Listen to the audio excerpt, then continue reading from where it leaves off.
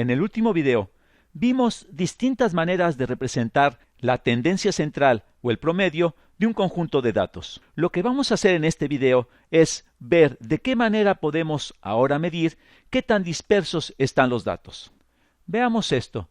Supongamos que tenemos el siguiente conjunto de datos. Menos 10, 0, 10, 20 y 30. Ese es un conjunto de datos. También tenemos otro conjunto de datos. 8, 9, 10, 11 y 12.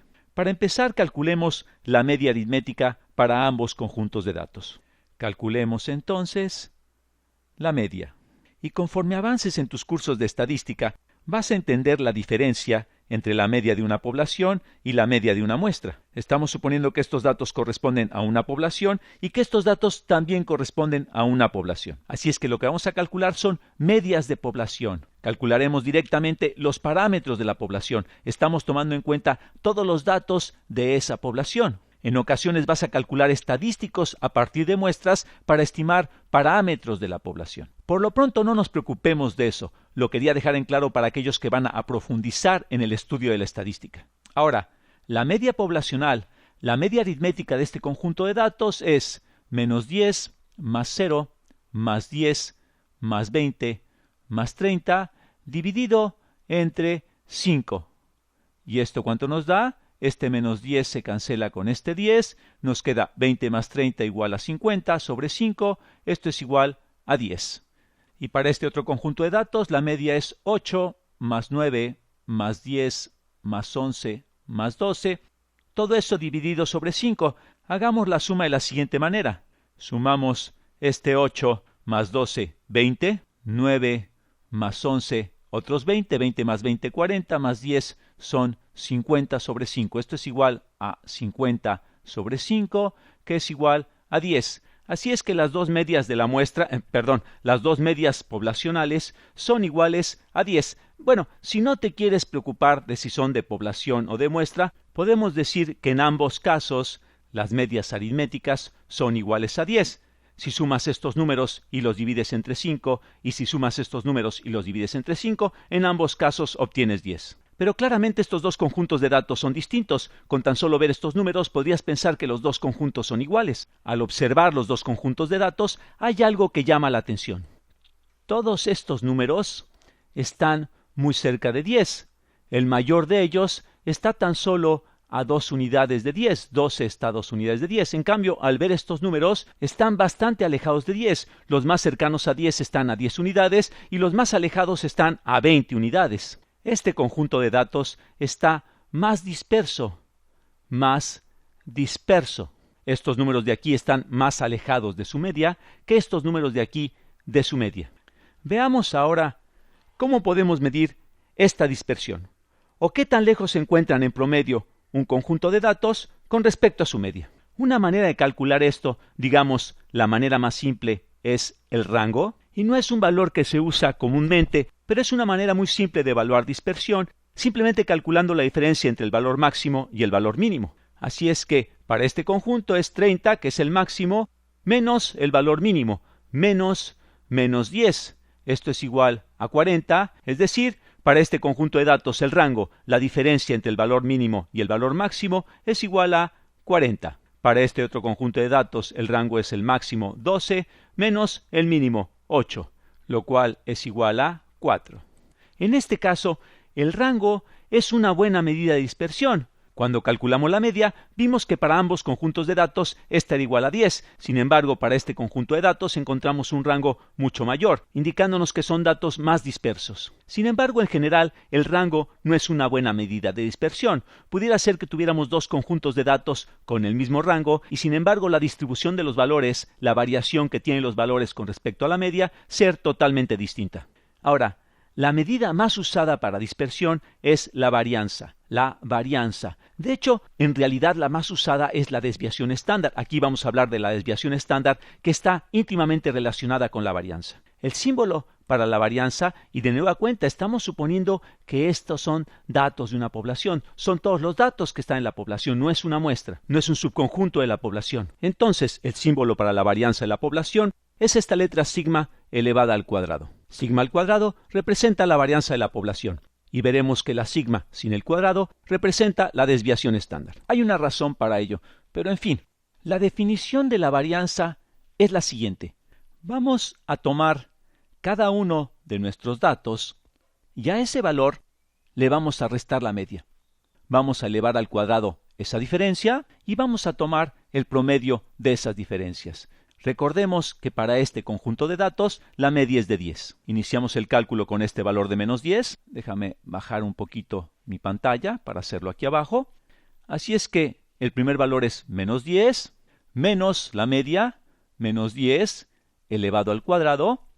Este es el primer valor de menos 10 y le estoy restando la media de 10. Lo elevo al cuadrado y le voy a sumar el siguiente valor que es 0 menos 10. Aquí está la media de 10, aquí está la media de 10 que tenemos elevado al cuadrado, más 10 menos 10 elevado al cuadrado, es este 10 que tenemos aquí, más el siguiente valor que es 20 menos 10 elevado al cuadrado, y finalmente más 30 menos 10 elevado al cuadrado. Estos que acabamos de escribir aquí son los cuadrados de las diferencias entre cada dato y la media. Esta que tenemos aquí es la media, esta es la media. Estoy encontrando la diferencia entre cada dato y la media, elevando al cuadrado cada diferencia, sumándolos, para obtener entonces el promedio de las diferencias elevadas al cuadrado. Dicho así suena complicado, pero lo único que he hecho es tomar cada uno de los datos, sacar su diferencia con respecto a la media, elevar al cuadrado, y voy a sacar el promedio dividiendo entre 1, 2, 3, 4, 5, dividiendo entre 5. ¿Y esto a qué es igual?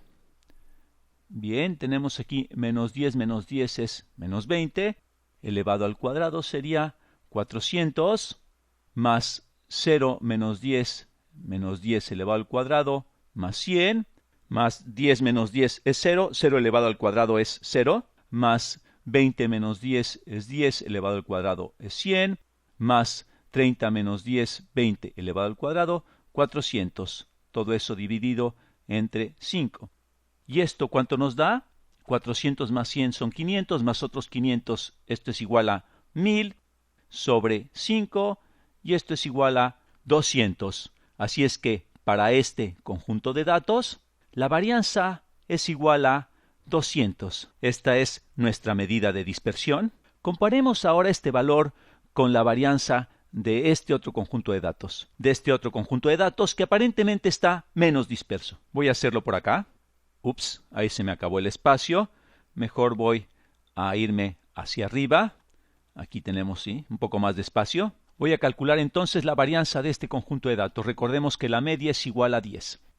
La varianza es entonces, igual a 8 menos 10 elevado al cuadrado, más 9 menos 10 elevado al cuadrado, más 10 menos 10 elevado al cuadrado, más 11 menos 10, me voy a subir un poco, más 11 menos 10 elevado al cuadrado, más 12 menos 10 elevado al cuadrado.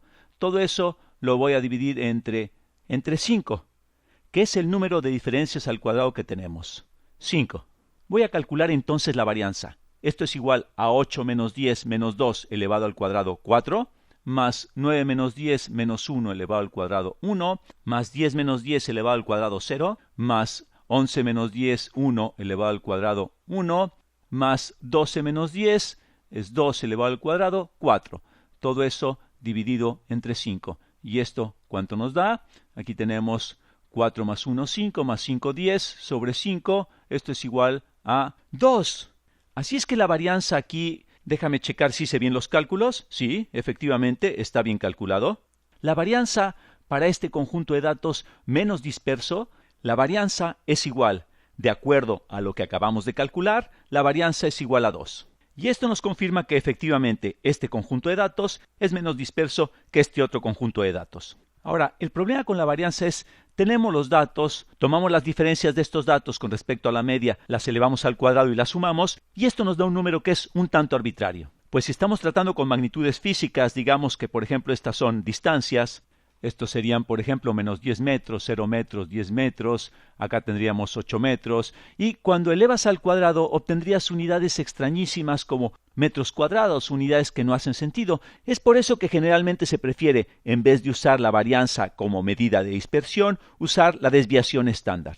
La desviación estándar, la cual se define simplemente como la raíz cuadrada de la varianza. La raíz cuadrada de la varianza, es decir, la raíz cuadrada de sigma cuadrada. Y el símbolo para la desviación estándar es simplemente sigma. Ahora que ya hemos calculado la varianza para los dos conjuntos de datos, es muy fácil calcular la desviación estándar. La desviación estándar del primer conjunto de datos va a ser igual, sigma va a ser igual a la raíz de 200, que es igual a la raíz de 2 por 100, que es igual a 10 raíz de 2.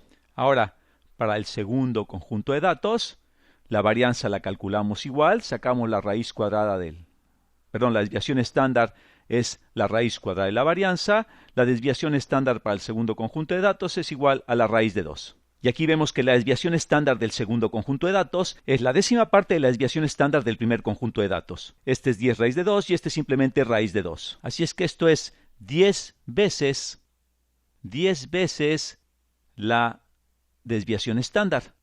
10 veces la desviación estándar. ¿Y esto qué quiere decir? ¿Qué significa que la desviación estándar del primer conjunto de datos equivale a 10 veces la desviación estándar del segundo conjunto de datos? Recordemos cómo calculamos la varianza. Para cada dato calculamos qué tan lejos estaba de la media, lo elevamos al cuadrado y tomamos el promedio de esos valores. Luego sacamos raíz cuadrada para tener unidades aceptables y concluimos que el primer conjunto de datos tiene 10 veces la desviación estándar del segundo conjunto de datos. Veamos ahora los dos conjuntos de datos. Hemos encontrado que este conjunto de datos tiene 10 veces la desviación estándar.